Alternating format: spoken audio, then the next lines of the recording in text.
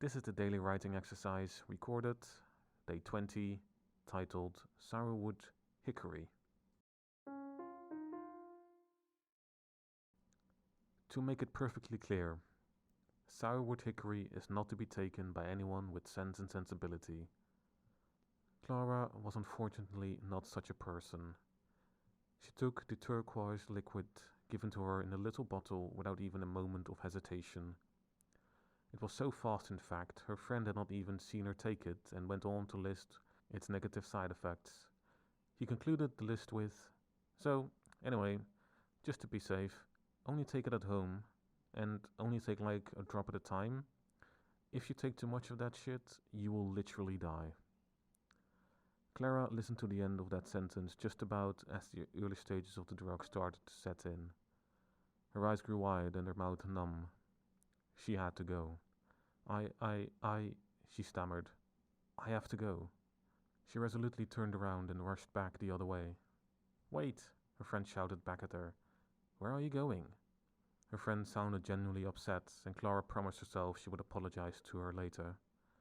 For now, though, she needed to get home, and not knowing how long she had, she needed to be quick. Death wasn't on her mind, though. Clara had heard similar things from other people on other drugs. It had never happened to her before, though, even with her excessive behavior. So why would this one kill her now? Clara had made it to the end of the street and needed to stop. Her head started to go light and her eyes were increasingly becoming heavier and heavier. It distorted her vision and she wasn't entirely sure which way she was supposed to go. They'd only left her house 10 minutes ago, so she knew it wasn't that far.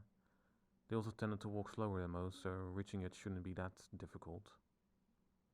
And so Clara closed her eyes as the colors began to emerge and drown her in a sea of bliss. The drugs just felt too good. Her body started to heat up, and her skin slowly began to be covered by a soft silk blanket, a millimeter or so just above it. It all turned her on immensely. Clara had to fight hard against it and stop it from happening. After the moment of hesitation, and still with her eyes closed, Clara decided to go left. She rushed down the street and stopped at the end of it. A quick look around her told her she had made the right decision.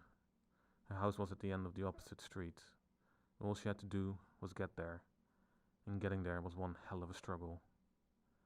Clara did not know how she did it, or how long it took her in the end, but she managed to reach her front door. How she got the key in, she did not know either. All she could tell was that she managed to get past it and fell backwards onto it with her back to close it.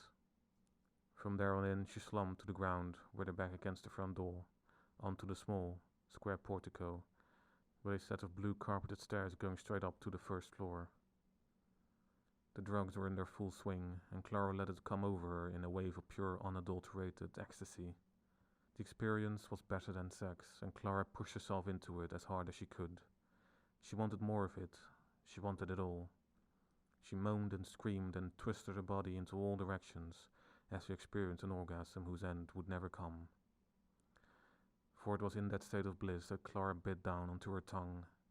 She bit down so hard onto it that she almost severed it.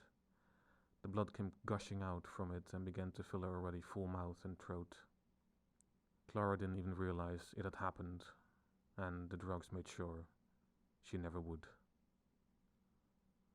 No more has been written or recorded. Thank you for listening.